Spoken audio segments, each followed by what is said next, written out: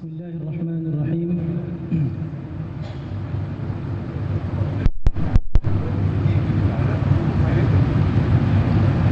Bismillahirrahmanirrahim. Assalamualaikum warahmatullahi wabarakatuh. Innal hamdalillah nahmaduhu wa nasta'inuhu wa nastahdihi wa nastaghfiruh wa natubu ilayhi wa na'udzu billahi min shururi anfusina wa sayyiati a'malina man yahdihillahu fala mudilla lahu wa man yudlilhu fala hadiya lahu.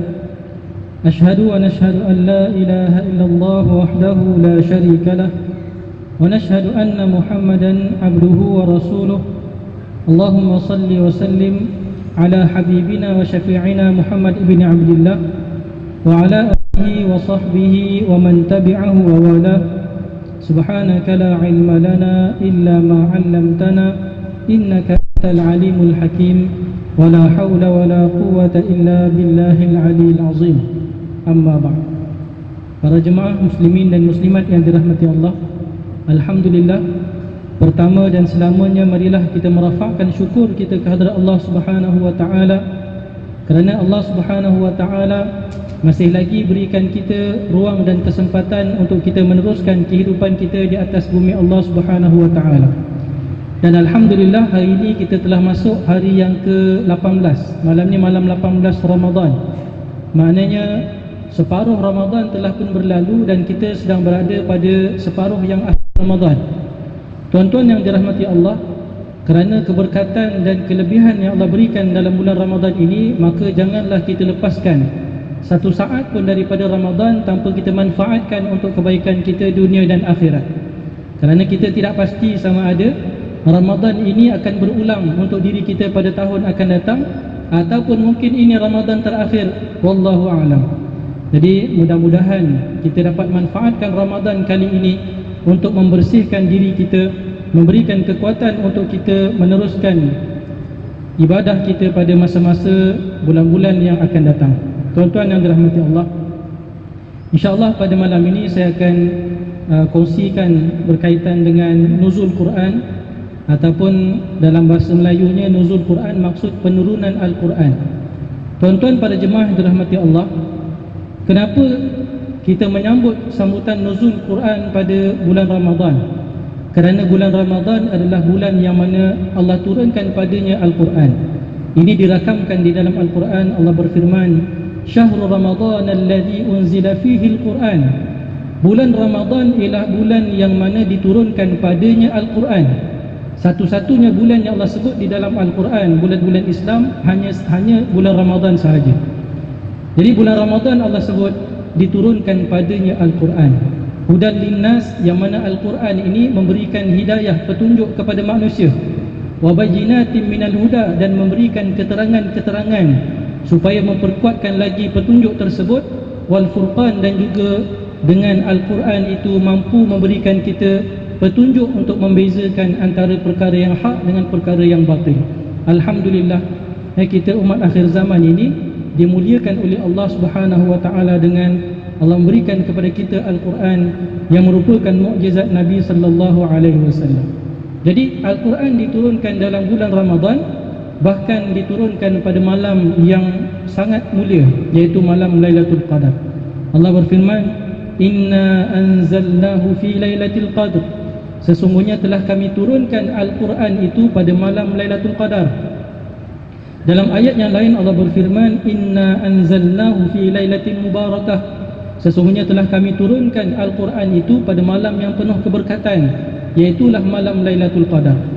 Jadi dengan sebab itulah kita ulama-ulama menamakan Ramadan ini sebagai bulan Al-Quran, supaya mengambil ibrah ataupun kekuatan daripada peristiwa penurunan Al-Quran ke atas baginda Nabi sallallahu alaihi wasallam. Jadi tuan-tuan yang dirahmati Allah, kenapa kita menyambut nuzul Quran pada 17 Ramadan? Adakah di sana ada dalil yang menunjukkan Al-Quran itu diturunkan pada 17 Ramadan? Kalau kita lihat, Ibnu Abbas menyatakan bahawa Al-Quran itu secara sepakat di kalangan ulama mufassirin, maknanya diturunkan dalam bulan Ramadan pada malam Lailatul Qadar. Yang dimaksudkan diturunkan dalam bulan Ramadan itu adalah sekaligus daripada Lauhul Mahfuz ke Baitul Izzah di langit dunia. Maknanya yang dikatakan turun pada bulan Ramadan itu adalah sekaligus daripada Lauh Mahfuz ke langit dunia di Baitul Izzah. Dan ini sepakat para ulama, dan daripada Baitul Izzah itulah barulah Allah Subhanahu wa taala menyampaikan wahyu itu kepada Nabi sallallahu alaihi wasallam melalui perantaraan malaikat Jibril alaihi salam secara berperingkat-peringkat, sehinggalah 23 tahun kenabian, maknanya sampailah kepada hari ataupun tahun kewafatan baginda Nabi sallallahu alaihi wasallam.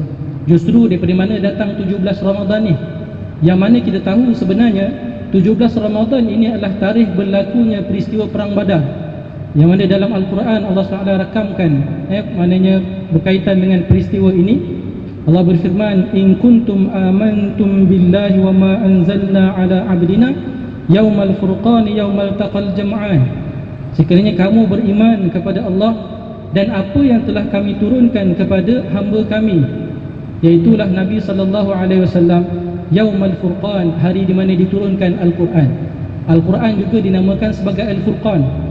Bila hari diturunkan Al-Quran ini, Yaumal Taqal Jam'an, hari bertemunya dua pasukan tentera, iaitu dalam Perang Badar. Sebab itulah dalam Ibnu Ishaq menyatakan berlakunya penurunan Al-Quran ini pada ketika Perang Badar. Jadi ini antara pandangan yang ijma' ataupun yang sepakat ulama menyatakan diturunkan dalam bulan Ramadan dan malam Lailatul Qadar. Tapi khilaf berkaitan dengan turunnya Al-Quran itu pada waktu Perang Badar, iaitulah seperti dirakamkan di dalam Al-Quran. Tetapi tuan-tuan, Perang Badar ini bukan berlaku pada awal-awal kenabian. Perang Badar ini berlaku setelah hijrah Nabi SAW ke Madinah. Maknanya lama setelah diturunkan Al-Quran, wahyu yang pertama Nabi SAW. Tapi tak apa, kita mengambil kebaikan Ramadan dan kebaikan tarikh berlakunya Perang Badar ini untuk kita kongsikan berkaitan dengan nuzulul Quran. Tuan-tuan yang dirahmati Allah Subhanahu wa taala. Jadi itu sedikit sebanyak berkaitan dengan apa ni, kalau kita belajar dalam pengajian itu nama dia ulum Quran. Ilmu-ilmu berkaitan dengan Al-Quran. Bagaimana keadaan Al-Quran itu diturunkan secara berperingkat-peringkat kepada Nabi sallallahu alaihi wasallam. Bermula dengan wahyu yang pertama yang diturunkan ketika Nabi berada di Gua Hira.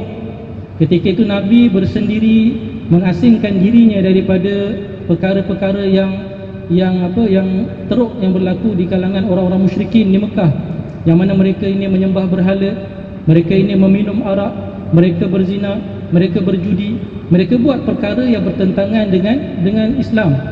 Nabi berkhalwah ataupun bersendirian di Gua Hira.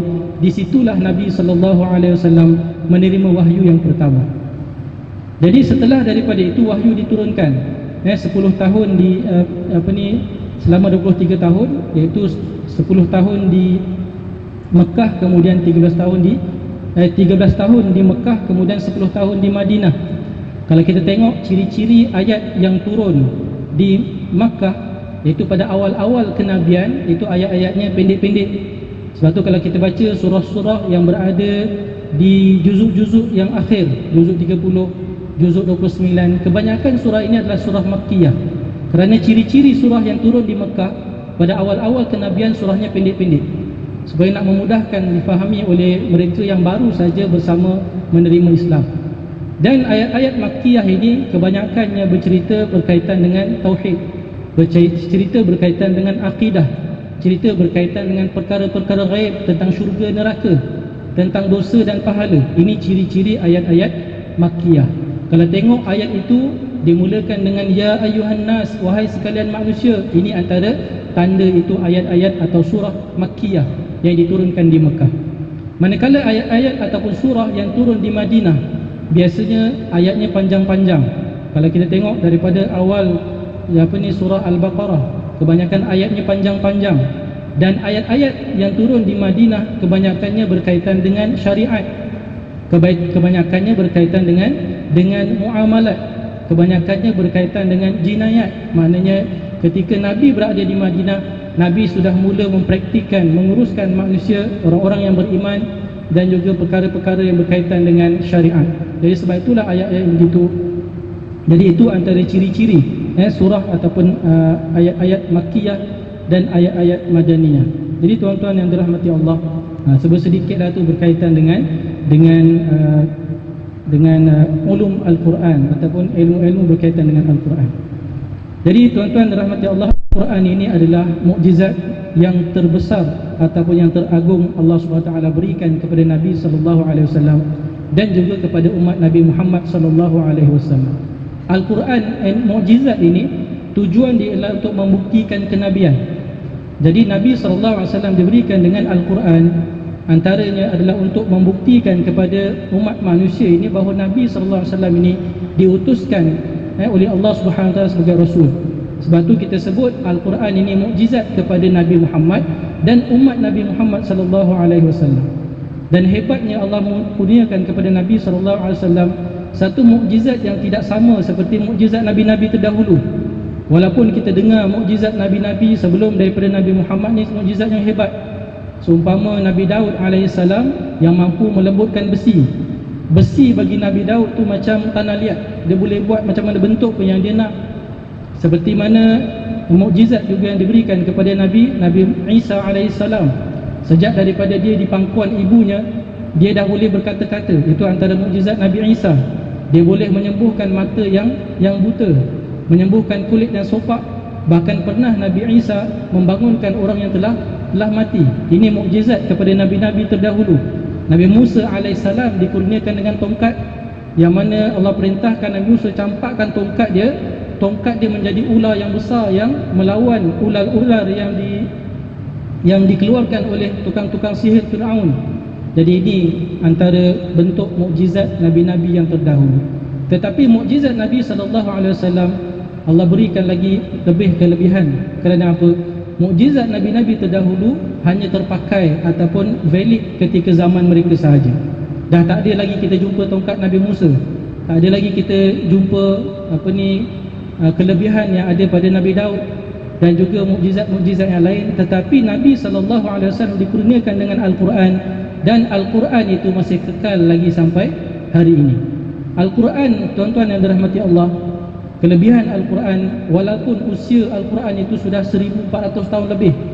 Kalau kita ini dengar satu karya yang dah 1000 tahun, maknanya dah masuk museum lah. Mungkin bahasanya pun kita tak faham, Sanskrit ke apa. Tapi Al-Quran diturunkan 1400 tahun yang dahulu, sampai hari ini masih relevan dan masih digunakan dalam kehidupan kita. Seolah-olah Quran itu masih baru lagi diturunkan sekarang ni. Sebab apa? Sebab setiap hukum yang diambil, yang diputuskan, fatwa-fatwa yang diambil, yang diputuskan, semuanya masih merujuk kepada Al-Quranul Karim. Dan hebatnya Al-Quran ni, tuan-tuan yang dirahmati Allah, Allah turunkan di kalangan orang-orang Arab. Orang-orang Arab musyrikin Mekah ketika itu sangat terkenal dengan kebanggaan mereka kepada sastra Arab. Sastra Arab. Satu pasar di tanah Arab itu nama dia Pasar Ukaz. Setiap tahun dia akan kumpulkan sastrawan-sastrawan dari seluruh pelosok tanah Arab untuk mereka mempersembahkan syair-syair Arab. Dan ada 7 syair Arab yang sangat diagungkan, yang digantung di dinding-dinding Kaabah, disebut sebagai Sab'ul Mu'alliqat. Memang diorang ni hebat buat syair. Kalau tuan-tuan ada belajar berkaitan dengan, dipanggil Al-Adab wan Nusus, syair-syair Arab, dia cerita dalam syair itu berkaitan dengan perempuan. Kita boleh gambar perempuan ni memang perempuan yang sangat cantik. Syair Arab zaman jahiliah memang terkenal dengan menceritakan kecantikan perempuan. Kalau dia cerita pasal peperangan, kita boleh bayangkan kita ni seolah-olah berada dalam medan perang. Kalau kita cerita ni, kalau kita tengok movie, kita boleh rasa macam kita ni duduk dekat tempat peperangan tu lah. Tapi mereka menggunakan syair-syair untuk menggambarkan situasi dalam peperangan, dengan cerita tentang kuda, cerita tentang pedang, cerita tentang pahlawan-pahlawan mereka. Jadi mereka bangga dengan syair yang mereka ada. Allah turunkan, Allah kirimkan Nabi SAW dan turunkan Al-Quran, yang mana Al-Quran ini menggunakan bahasa mereka, bahasa Arab.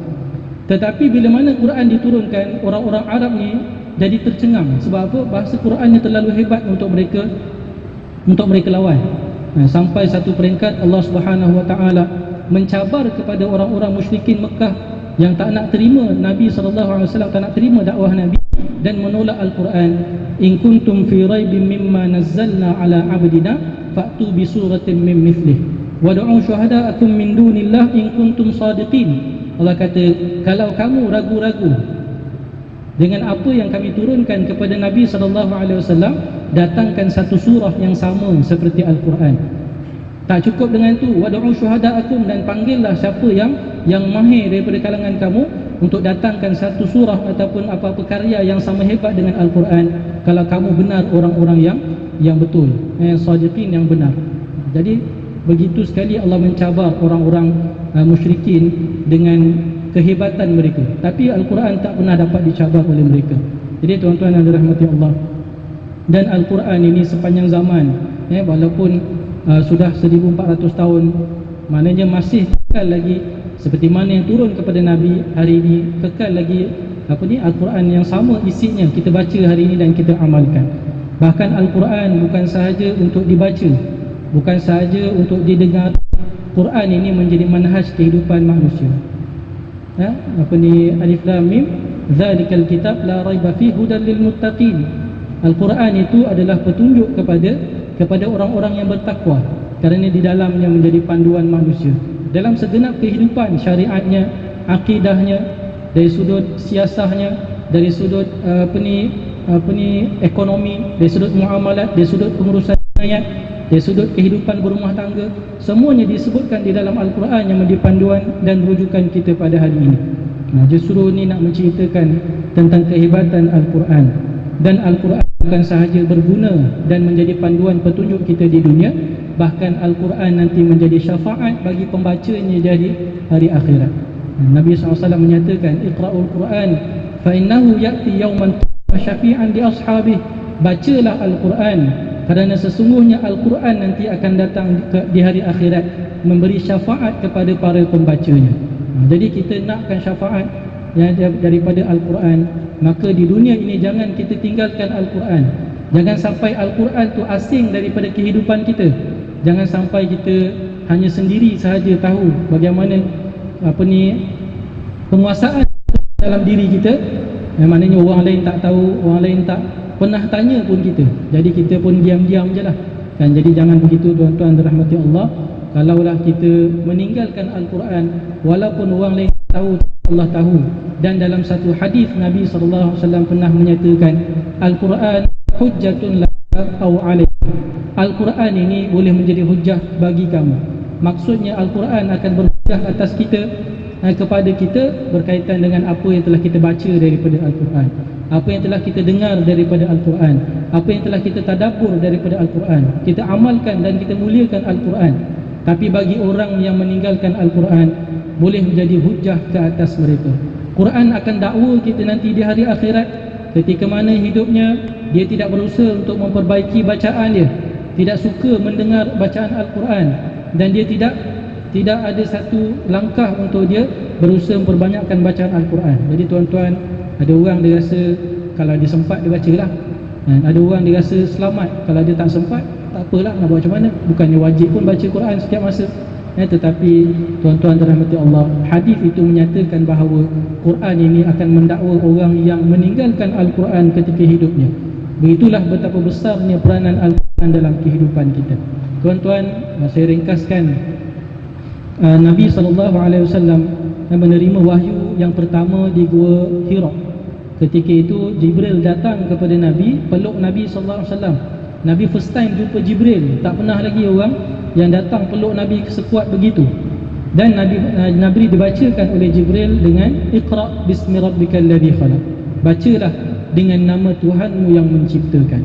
Justru kita mengambil pengajaran daripada wahyu pertama ini, betapa Allah menyampaikan kepada Nabi, pertama sekali sebelum Nabi berdakwah mengajak manusia beriman kepada Allah, hendaklah dia membaca. Baca ini adalah kunci ilmu. Justru kita umat Islam juga perlu memulakan ataupun memantapkan atau menyempurnakan kehidupan kita sebagai seorang Muslim dengan menambahkan ilmu, khususnya dalam agama kita. Kerana dinyatakan oleh Nabi, innallaha tayyibun la yuqbalu illa tayyiba. Sesungguhnya Allah ini maha baik, maha cantik, dan Allah tidak menerima kecuali yang baik, yang cantik, yang bersih. Maknanya kalau akidah tu mesti yang solid, yang betul-betul, yang sebenar. Kalau ibadah yang betul-betul Nabi ajar. Kalau kita ada kecacatan dalam ibadah, mungkin Allah tak terima. Akhlak mestilah akhlak Nabi sallallahu alaihi wasallam. Sebab tu yang pertama sekali sampai kepada Nabi ialah berkaitan dengan ilmu. Justru kita kena tambahkan ilmu, terutamanya dalam bidang agama ataupun berkaitan dengan kehidupan kita sebagai seorang Muslim. Dan ilmu-ilmu yang lain juga boleh kita pelajari, tetapi mestilah mengikat ilmu itu dengan Allah Subhanahu wa ta'ala. Sebab Allah kata tadi, bacalah dengan nama Tuhanmu. Kita nak baca apa ilmu pun bacalah, tetapi ilmu itu mesti mendekatkan kita dengan Allah Subhanahu wa ta'ala. Ayat yang kedua yang diturunkan kepada Nabi sallallahu alaihi wasallam, ya ayyuhal muddaththir, ataupun wahyu yang seterusnya. Ya ayyuhal muddaththir, qum fa'anzir wa rabbaka fakabbir wa thiyabaka fatahhir warrujza fahjur wa la tamnun tastakthir wa li rabbika fasbir. Yang pertama tadi tentang ilmu. Yang kedua ini, setelah Nabi balik daripada peristiwa penurunan wahyu pertama, Nabi menggigil. Balik ke rumah, Nabi kata kepada Sayyidatina Khadijah, zammiluni, zammiluni, selimutkan aku. Nabi ini menggigil sebab cemas, baru jumpa dengan Jibril kali pertama. Jadi ketika itu Allah turunkan wahyu, iaitulah, wahai orang yang berselimut, bangunlah dan berilah peringatan. Justru yang kedua saya nak nyatakan, tanggungjawab kita sebagai umat Nabi Muhammad ialah tanggungjawab dakwah. Nabi dalam keadaan berselimut, Allah perintahkan supaya bangun, beri peringatan. Kita hari ni kalau tidur, orang kejut kita berperingkat, panggil nama kita, sentuh kita, gerakkan, kemudian rejiskan sedikit air. Tapi Allah perintahkan Nabi bangun dan beri peringatan. Maknanya tak ada masa lagi Nabi nak berehat. Bangun dan ajak manusia supaya ke jalan Allah. Justru kita juga mengambil kebaikan ayat ini untuk kita menjalankan tanggungjawab dakwah. Wal takum minkum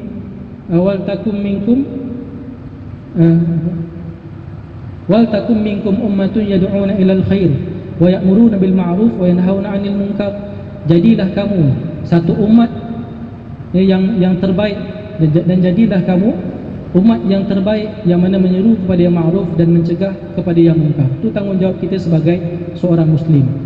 Menyeru kepada yang ma'ruf mana mengajak orang berbuat kebaikan, mencegah kepada yang munkar ialah mengajak orang lain meninggalkan perkara kejahatan dan juga dosa. Jadi ini tanggungjawab kita. Dakwah ini mengajak manusia supaya taat kepada Allah Subhanahu wa ta'ala. Tidak mesti dakwah ini tunggu kita jadi alim, tunggu kita jadi baik, tapi dakwah ini mengajak kebaikan supaya kita juga akan mengikut kebaikan tersebut. Dakwah ini mengajak meninggalkan kemungkaran supaya kita pun ikut meninggalkan kemungkaran tersebut. Dan dakwah ini ada banyak cabang. Antara saya sebut dua cabang lah. Satu, dakwah bil maqal. Dakwah bil maqal ni dakwah dengan penulisan, dakwah dengan ucapan. Kan ada orang dia tak pandai bercakap, jadi dia pandai menulis. Dengan tulisan dia itu mengajak orang buat baik. Hari ini kita banyak medium untuk menulis. Ada Facebook, ada WhatsApp, ada Instagram dan sebagainya. Jadi gunakan untuk kebaikan, jangan gunakan untuk keburukan. Jadi gunakan untuk dakwah, kerana itu tanggungjawab kita. Dan satu lagi disebut sebagai dakwah bilhal. Ini juga satu bentuk dakwah yang sangat berkesan. Apa itu dakwah bilhal? Dakwah dengan keadaan kita. Contohnya dakwah yang tak langsung. Maknanya kita berbuat satu kebaikan, orang akan melihat dan dia ikut kebaikan tersebut. Itu nama dakwah bilhal. Dan dakwah bilhal ini biasanya berlaku secara tidak langsung. Contohnya, saya bagi contoh, seorang ni dia rajin pergi ke masjid. Setiap kali masuk waktu dia akan berangkat menuju ke masjid. Jiran dia ni orang yang jarang semayang, tapi sebabkan hari-hari dia tengok kawan dia ni, jiran dia ni asyik pergi keluar ke masjid sembahyang, maka dia terasa nak ikut orang tadi sembahyang. Itu nama dakwah bilhal. Kita berakhlak yang baik, kita beribadah dengan cara yang baik, yang ikhlas. Ada orang yang perhatikan dan dia tengok, maka kita juga mendapat kebaikan tersebut. Contohnya dulu masa saya belajar kan, masa nak sambung tingkatan 1, mak tanya nak belajar kat mana, saya kata nak belajar kat Kelantan. Sebab apa nak belajar kat Kelantan? Sebab saya tahu ada seorang tok guru dekat Kelantan, namanya Tok Guru Ni Aziz. Tok Guru Ni Aziz ada kat Kelantan. Saya tahu dia tok guru, saya tak tahu kat mana lain ada tempat yang tok guru. Jadi bila tanya nak belajar kat mana, kata nak belajar kat Kelantan. Sebab apa? Ada Tok Guru Ni Aziz. Padahal Tok Guru tak kenal saya pun tak kenal Tok Guru Ni Aziz. Dan kalau pergi ke sana pun bukan belajar dengan Tok Guru pun, cuma belajar di Kelantan, jumpalah sekali dua. Tapi nak ceritanya bagaimana keadaan Tok Guru tu menjadi dakwah kepada mungkin anak-anak murid yang berada di negeri-negeri yang lain untuk pergi belajar di Kelantan. Jadi ini saya sebut sebagai dakwah bilhal, keadaan dia itu menjadi dakwah kepada orang lain. Contohnya orang ni mu'allaf, dia mu'allaf dan dia bekerja dan dia tunjukkan akhlak dia sebagai seorang Islam. Akhir sekali orang-orang yang lain juga, maknanya kawan-kawan dia yang bukan Islam, tertarik dengan Islam sebab keadaan dia, walaupun dia tidak pun berdakwah secara langsung.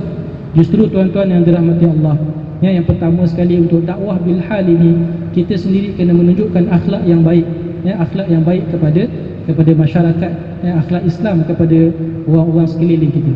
Yang kedua, mestilah menunjukkan kita mestilah ikhlas melakukan ibadah kerana Allah. Bila kita ikhlas kerana Allah, insya-Allah orang lain akan lihat dan orang akan melihat dan meniru kebaikan tersebut. Selama mereka meniru dan melakukan kebaikan itu, kita akan mendapat pahala sama seperti dia melakukannya. Walaupun kita tak buat dah. Contohnya kita ajak orang supaya solat sunat, kan? Orang tu sembahyang sunat dan selepas itu dia akan terus melakukan solat sunat. Selama dia melakukan perkara tersebut kerana nasihat kita, kita juga akan mendapat pahala. Kerana Nabi menyatakan, man dalla ala khairin falahu mithlu ajri fa'ilih. Siapa yang menunjukkan kebaikan kepada seseorang, dia dapat kebaikan itu selama orang tu melakukan kebaikan tersebut. Jadi itulah antara tanggungjawab dakwah yang kita nak lakukan untuk sebagai kewajipan kita seorang Muslim. Dan yang terakhir sekali, ayat Quran yang turun, ya ayyuhal muzammil qumil laila illa qalila nisfahu aw inqus minhu qalila aw zid alaihi warattilil qur'ana tartila. Wahai orang yang berselimut, bangunlah kamu di sepertiga malam, ataupun kamu bangun sedikit daripada malam, ataupun tambah lagi masanya dan kamu baca Al-Quran. Ini ayat tentang tarbiyah. Dakwah ini untuk orang lain, tarbiyah untuk diri sendiri. Tazkiyatun nafs, maknanya kita membersihkan, mensucikan diri kita. Hari ini orang banyak sakit hati, ada orang banyak sakit mental. Walaupun zahirnya sihat, walaupun nampak dia kemas, nampak handsome, nampak cantik, tetapi kadang-kadang mentalnya sakit, hatinya sakit. Kerana apa? Banyak masalah-masalah yang membelenggu dirinya, ujian-ujian yang diuji kepada dia. Benda dalam hatinya sakit tak nampak, tapi kesannya sangat besar. Jadi bagaimana nak mengubat hati ini? Allah SWT ajarkan kepada Nabi, caranya ialah dengan dia bangun malam, bertahajud, berqiyamul lail, membaca Al-Quran, dan memperuntukkan masanya dengan Allah Subhanahu wa taala. Justru dengan kebaikan Ramadan yang Allah galakkan kita menghidupkan malam-malam Ramadan, maka kita tarbiyah diri kita dengan banyakkan beribadah. Kerana ibadah itu membersihkan hati, ibadah itu melapangkan akal kita dan mendekatkan diri kita dengan Allah Subhanahu wa taala, insya-Allah.